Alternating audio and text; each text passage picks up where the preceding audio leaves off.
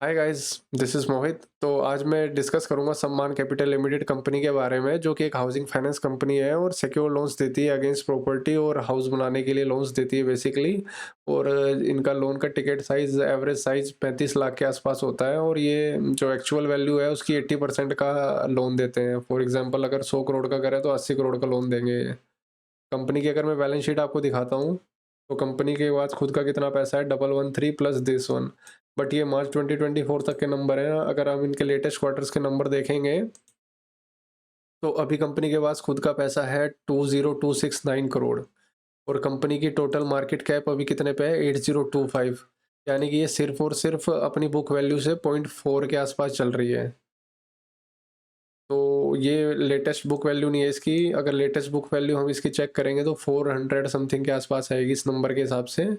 तो book value के हिसाब से ये अपने 40% डिस्काउंट पे चल रही है। और इन्होंने हाल ही में राइट इशू भी किए थे शेयर्स के, तो उनसे भी इनके पास पैसा आया है, बट वो अभी तक दिखाया नहीं है इस शीट में। जो कि बाई अगर आप फोन कॉल इनकी देखेंगे, तो इसमें कंपनी बोल रही है कि यहाँ पे अगर आप देखेंगे तो 2462 करोड़ इनके पास पैसा और आने वाला है। तो इसके बाद इनकी बुक वैल्यू और ज़्यादा बढ़ जाएगी। तो उसके बाद अगर देखेंगे तो प्राइस टू बुक वैल्यू सिर्फ और सिर्फ लगभग लगभग 0.35 के आसपास आएगा।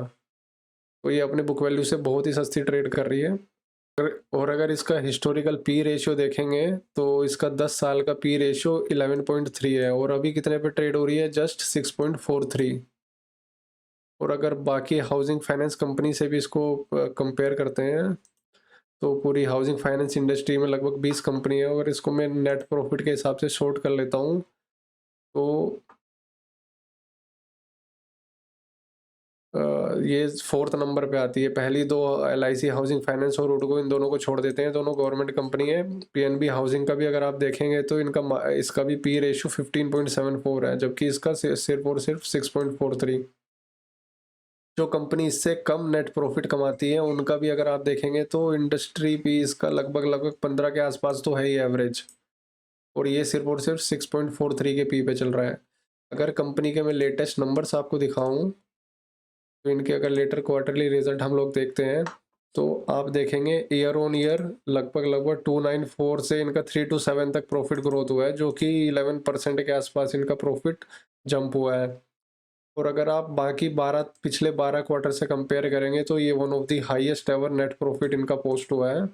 और इनके अगर एनपीए भी देखेंगे तो वन ऑफ द लोवेस्ट है, जस्ट 1.52। और ये काफ़ी एक स्टेबल नंबर भी चल रहा है। ऐसा नहीं है कि किसी भी क्वार्टर में बहुत ज़्यादा एनपीए आ जाते हैं, किसी में बहुत कम आ जाते हैं। आप देखेंगे अगर, तो ये सारे एक लगभग लगभग स्टेबल एनपीएज हैं, क्योंकि इनका जो लोन रहता है वो अगेंस्ट प्रॉपर्टी है। तो कहीं ना कहीं ये लोग डिफॉल्ट होने के बाद भी पैसा निकलवा ही लेते हैं। तो अभी इनका एयूएम जो है वो मैं दिखाता हूँ आपको। अभी कंपनी का करंट एयूएम जो है, अभी कंपनी 29180 करोड़ का एयूएम मैनेज कर रही है। मींस इस मतलब कि इस क्वार्टर तक इन्होंने अभी तक 29,180 तक के करोड़ बांटे हैं ये। और इस लेटेस्ट क्वार्टर में इन्होंने 3115 करोड़ के लोन और दिए हैं। तो ये टोटल ये ऐड करके अभी तक इन्होंने इस क्वार्टर तक 29,180 करोड़ के लोन दिए हैं। और कंपनी का टारगेट है कि इस फाइनेंशियल ईयर के एंड तक वो लास्ट क्वार्टर में लगभग लगभग 5 करोड़ के और ऐड करेंगे। और इनका टारगेट है कि 2027 तक टोटल ये जो 30,000 का AUM है इनका, उसको 1 लाख करोड़ तक पहुंचा देंगे। अगर कंपनी का ईयरली नेट प्रॉफिट देखेंगे, तो 1247 करोड़ का इनका नेट प्रॉफिट आ रहा है एक साल का।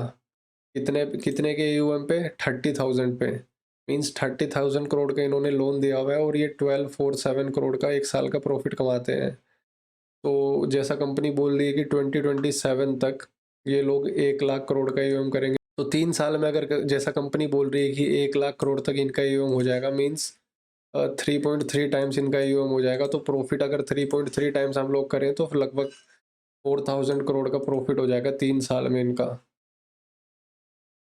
और उस हिसाब से अगर इसकी मार्केट कैप देखें तो जस्ट 8,000 करोड़, यानी कि ये फॉरवर्ड पी अगर हम इसका कैलकुलेट करें तो 8,000 डिवाइड बाई 4,000 सिर्फ और सिर्फ 2 के पी पर चल रही है कंपनी। और इसका अगर मीडियन पी जो हमने देखा 11 है, तो अगर ये 2 के पी से 11 पे पहुंचे तो 5.5 गुना इसकी ग्रोथ है। मीन्स ये स्टॉक सिंपली 5.5 गुना हो सकता है यहाँ से। और इसका अगर चार्ट मैं आपको दिखाऊँ तो 6 टाइम्स होने के बाद भी ये ऐसा नहीं है कि बहुत हाई ट्रेड करेगा, 6 टाइम्स होने के बाद भी ये अपने ऑल टाइम हाई से नीचे ही रहेगा स्टॉक। तो कम इसका शॉर्ट टर्म टारगेट मेरे हिसाब से इसके बुक वैल्यू पे तो ये 1 साल में ईज़िली आ जाएगा, जो कि इसके 400 के आसपास की इसकी बुक वैल्यू है, तो डेढ़ गुना, ढाई गुना तो ये यहाँ से 1 साल में ही हो सकता है। क्योंकि कंपनी खुद बोल रही है कि इस साल के जो लास्ट क्वार्टर में इनका 5,000 करोड़ के एम तक ये लोग पहुँचने वाले हैं। तो उस हिसाब से तो ये अपनी बुक वैल्यू पे तो 1 साल में ही पहुँच जाएगा, और इसका लॉन्ग टर्म टारगेट मेरे हिसाब से ये इसका ऑल टाइम हाई रहेगा, जो कि अगर देखें तो 8 टाइम्स ये ईज़िली हो सकता है। और ये कोई छोटी-मोटी कंपनी नहीं है। अगर आप एक चीज़ मैं आपको दिखाता हूँ, अगर इसकी हम लोग नेट प्रॉफ़िट, इसका ईयरली नेट प्रॉफ़िट 1247 करोड़ है। अगर मैं सर्च करूँ कि नेट प्रॉफ़िट 1247 से ज़्यादा की कितनी कंपनी है, तो सिर्फ़ और सिर्फ़ पूरे इंडिया में 192 करोड़ ऐसी कंपनी है जो साल का 1247 करोड़ से ज़्यादा का प्रॉफ़िट कमाती है। तो ये कोई छोटी-मोटी कंपनी पे हम लोग बेट नहीं कर रहे हैं। तो इस वीडियो में इतना ही, सोच समझ कर आप अपने हिसाब से एनालिसिस करें, और ये कोई भी स्टॉक रिकमेंडेशन नहीं है।